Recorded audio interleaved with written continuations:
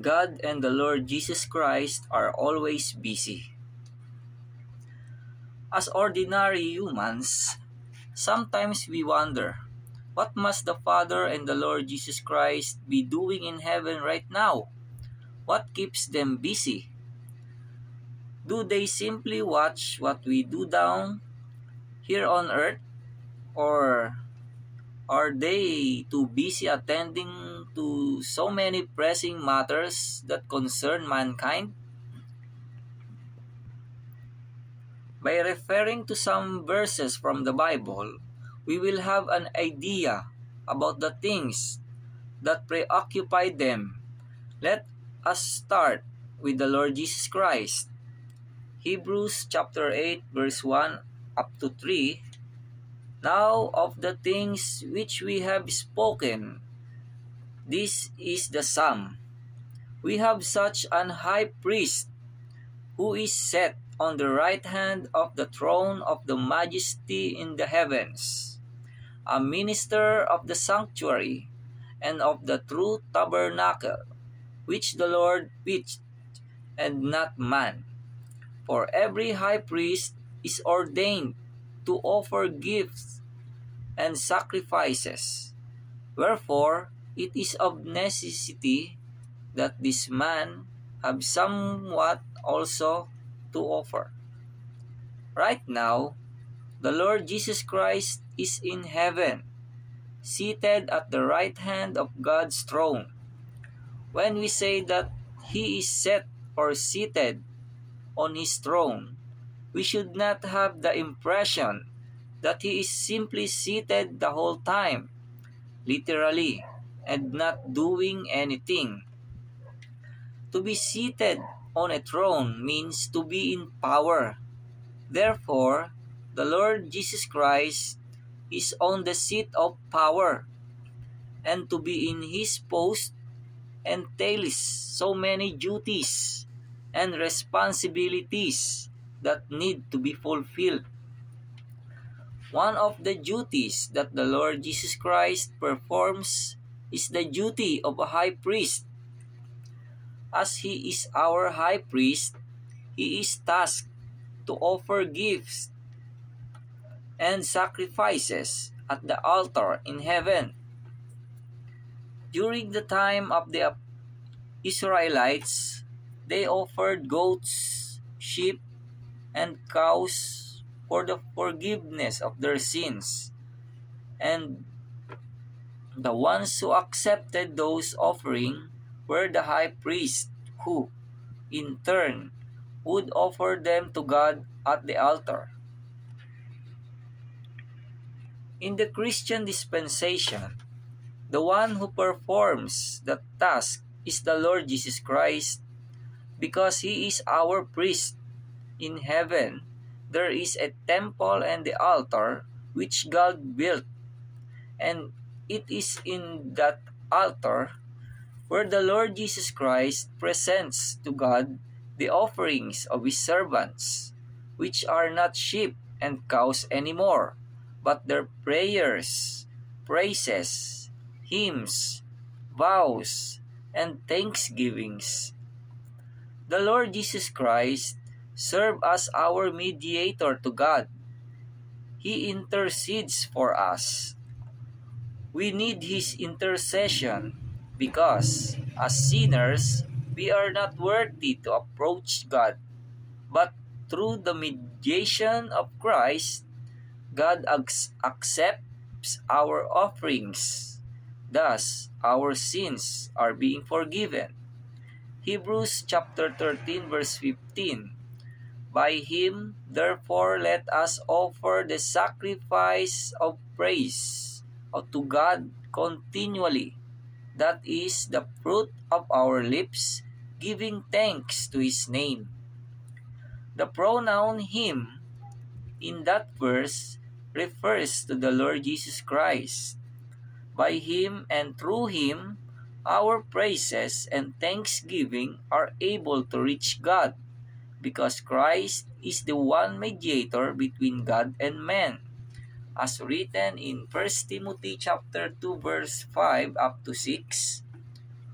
For there is one God, and one mediator between God and men, the man Jesus Christ, who gave himself as a ransom for all, to be testified in due time. All our sacrifices and offerings, including the love that we give to our spouses, the help we extend to our fellow men, the support and care that we give to our family, and all the good works that we do, are presented to God by the Lord Jesus Christ.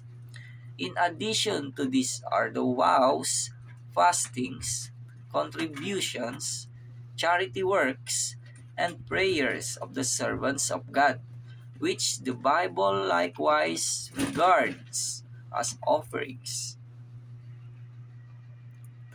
Aside from the duties of a high priest, there are other things that the Lord Jesus Christ is busy with.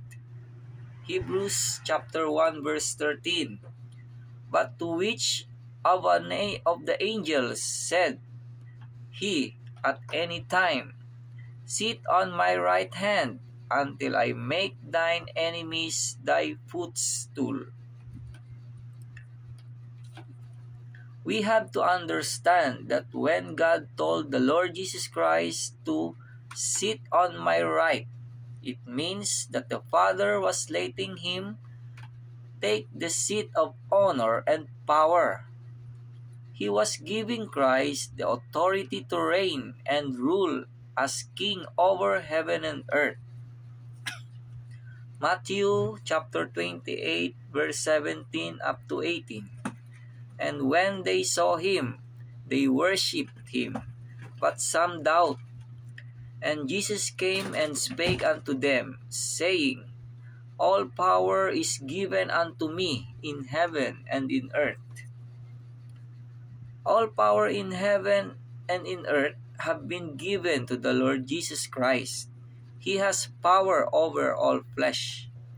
As it is written in John chapter 17 verse 2, As thou hast given him power over all flesh, that he should give eternal life to as many as thou hast given him. Included in the power that the Father gave him is the power to give men eternal life. Thus, part of Christ's function is to save men from them to enjoy eternal life. And until now, Christ is working toward the fulfillment of that intention. In other words, it is a work in progress. Others might ask, how is he able to carry out the function of saving men when he is in heaven? Simple. The Lord Jesus Christ sends angels to deliver his servants from harm. He also sends the Holy Spirit to teach and guide the people here on earth.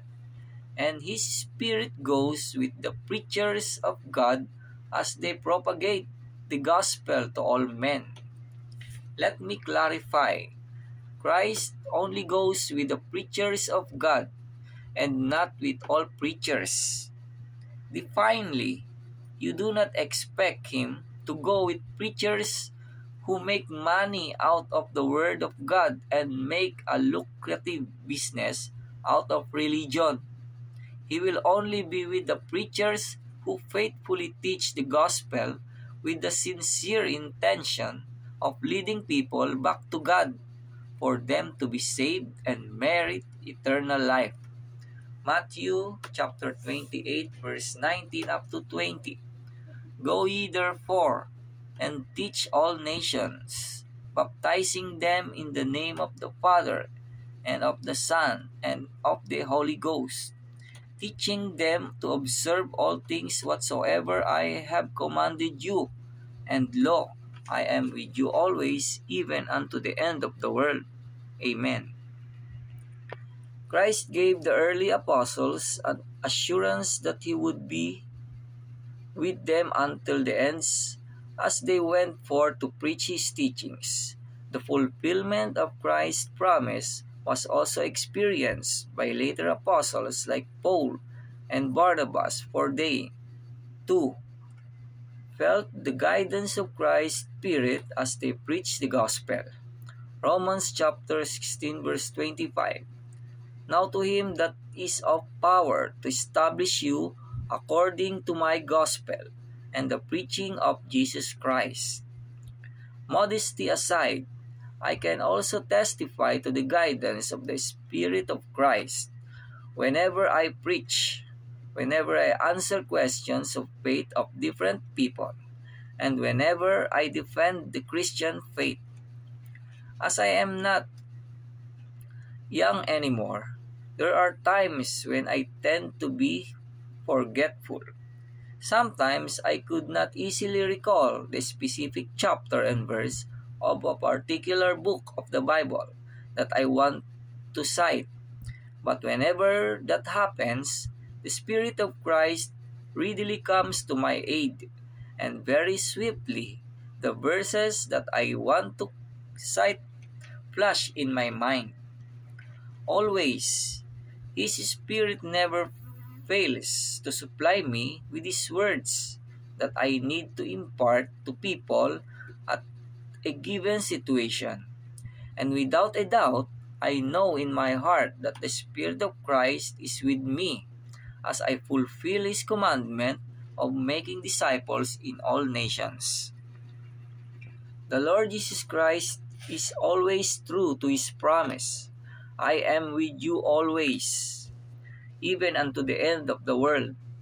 And that promise is still in effect until now, because the world has not ended yet. We can expect that the preachers who teach the undefiled teachings of God are being accompanied and guided by the Spirit of Christ. The Lord Jesus Christ wants to draw people closer to Him. So He goes with His preachers as they teach His words to people. It is Christ who finds a way so that people can find the one true faith. John chapter 12 verse 32. And I, if I be lifted up from the earth, will draw all men unto me. When Christ was still on earth, in the form of a man, He was able to preach only in Israel. He was not able to reach the other parts of the world that were already existing during that time, such as the Philippines, because there was a limitation to what his human body could do. He couldn't be in several places at the same time. I said that the Philippines was already existing at that time that he was preaching in Israel, because based on documents, the Philippine rice terraces in Ifugao were constructed 3,000 years ago.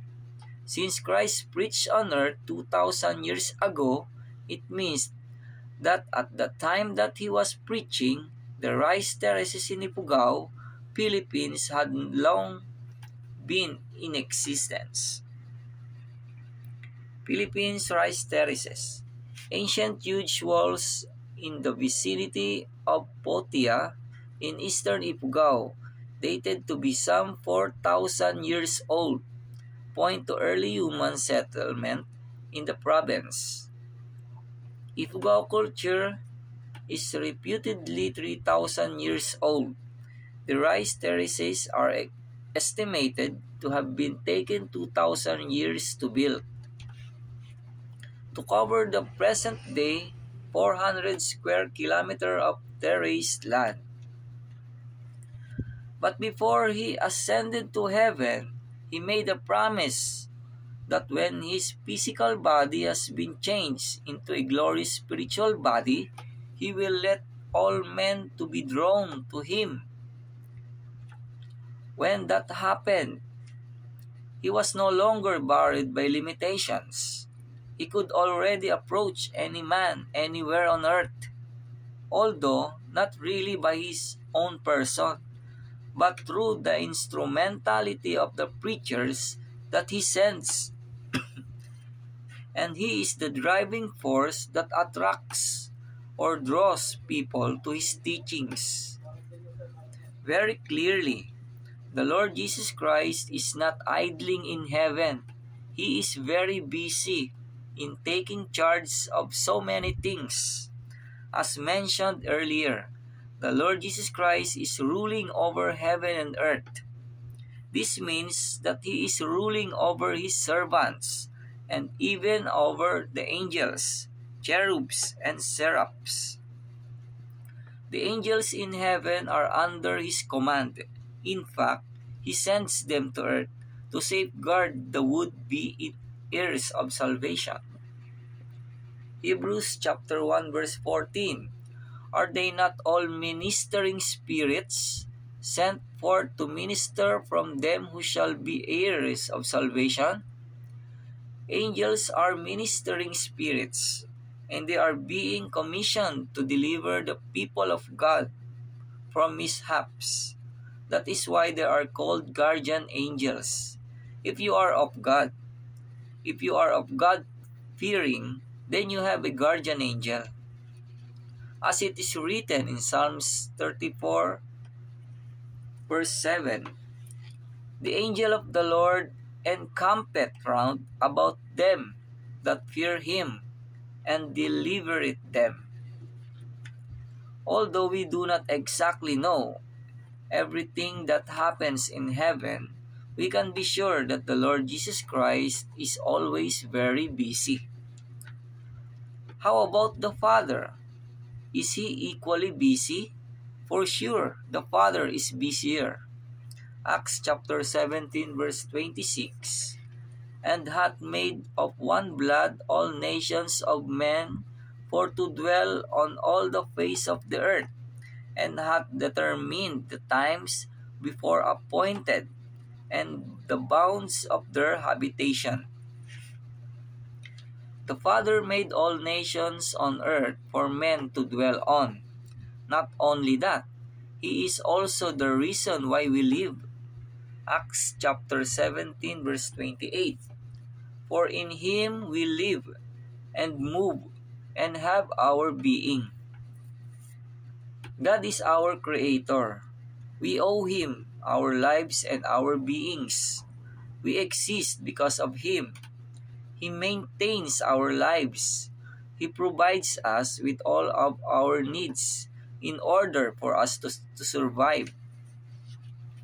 Acts chapter 17 verse 25.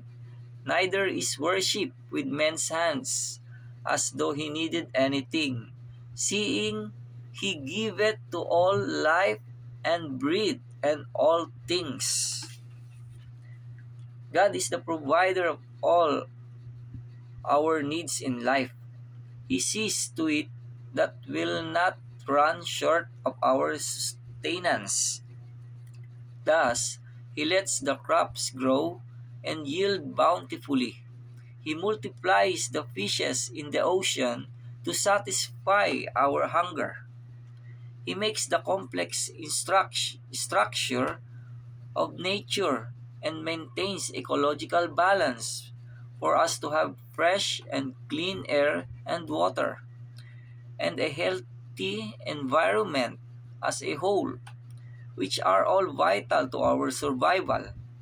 While the Lord Jesus Christ takes charge of the salvation of our souls, the Father is the great provider of everything that we need.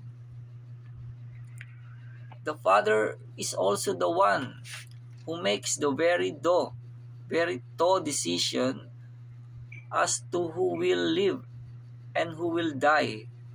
We know that our lives are in His hands. He also addresses the prayers and supplications of people, even if the requests happen to be self-centered and are in contradiction with other people's prayer. Indeed, people often ask for too constructing things. For example, a farmer may pray for rain so that his crops will grow for him to have an abundant harvest. On the other hand, a salt maker who also lives in the same village, prays for the rain not to pour because the rainwater will dissolve his salt, as he is a sea salt maker.